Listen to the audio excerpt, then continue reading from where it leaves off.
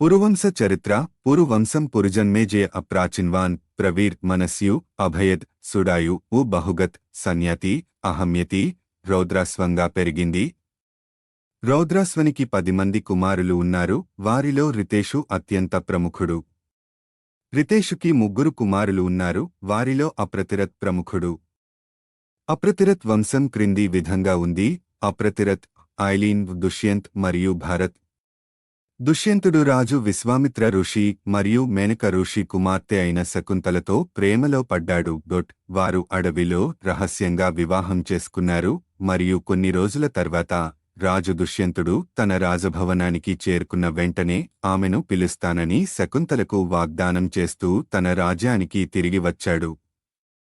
అతను శకుంతలకు తన ఉంగరాన్ని మెమెంటోగా ఇచ్చాడు. కాని శకుంతల రాజభవనానికి వెళ్లే మార్గంలో నదిని దాటుతుండగా ఆమె వేలి నుండి ఉంగరం జారి దానిని చేప మింగేసింది. ఉంగరం లేకపోవడంతో శకుంతలను గుర్తించేందుకు దుష్యంత్ రాజు నిరాకరించాడు. కాబట్టి ఆమె విశ్వామిత్ర మహర్షి యొక్క ఆశ్రమానికి తిరిగి వచ్చి ఒక బిడ్డకు జన్మనిచ్చింది. తరువాత అతను భరతుడిగా ప్రసిద్ధి చెందాడు. భరత్ చిన్నప్పటినుంచి చాలా ప్రవీణుడు. రాజు దుష్యంత్తో అతని మొదటి సమావేశం కూడా చాలా నాటకీయంగా జరిగింది. ఒకసారి దుష్యంత్ రాజు అడవిలో వేటాడుతుండగా సింహం పళ్ళు లెక్కపెడుతున్న బాలుడిని చూశాడని చెబుతారు. బాలుడి ధైర్యసాహసాలకు ముగ్ధుడై రాజు అతని తల్లిదండ్రుల గురించి విచారించి విశ్వామిత్ర ఋషి అతనికి మొత్తం కథను వివరించిన ఆశ్రమానికి చేరుకున్నాడు. ఇంతలో ఒక మత్స్యకారుడు కూడా ఆ చేప నుండి ఉంగరాన్ని వెలికితీసి రాజుకు అందజేశాడు. అతను కథ మొత్తాన్ని గుర్తుచేసుకున్నాడు. ఆశ్రమంలో రాజు దుష్యంతుడు శకుంతలను చూడటానికి వచ్చాడు మరియు అతను ఆమెను మరియు అతని కుమారుడు భరత్ని నిజాయితీగా అంగీకరించాడు. భరత్కి 3 రాణులు, 9 మంది పిల్లలు. పిల్లలలో ఎవరూ అతనిని పోలి ఉండకపోవడంతో అతను వారి పితృత్వంపై అనుమానాలు వ్యక్తం చేశాడు. భరతుని కోపానికి భయపడి అతని రాణులు పిల్లలందరినీ చంపారు. అప్పుడు కొడుకు కావాలనే కోరికతో భరతుడు మరుత్సోమ యాగాన్ని నిర్వహించాడు.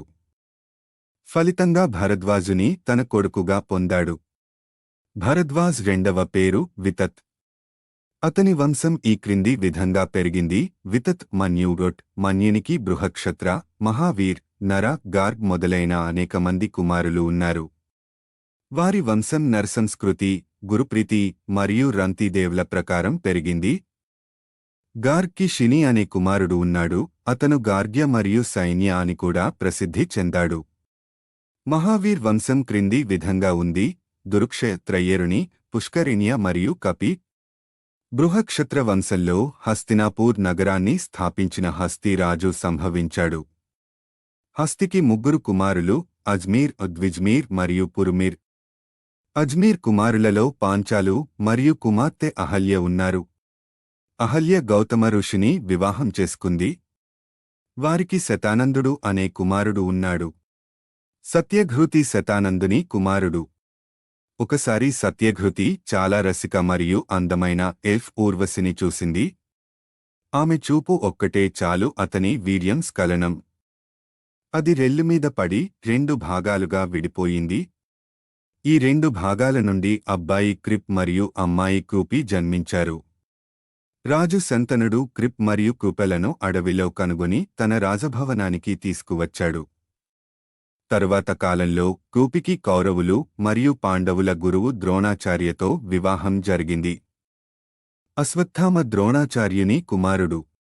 అజ్మీర్ వంశంలో కురు అనే రాజు ఒకరు పవిత్రమైన కురుక్షేత్రాన్ని స్థాపించారు. ఈ సమాచారం వివిధ ఇంటర్నెట్ మూలాల నుండి సేకరించబడింది. మీకు ఈ వీడియో నచ్చితే లైక్ చేయండి, షేర్ చేయండి, సబ్స్క్రైబ్ చేయండి.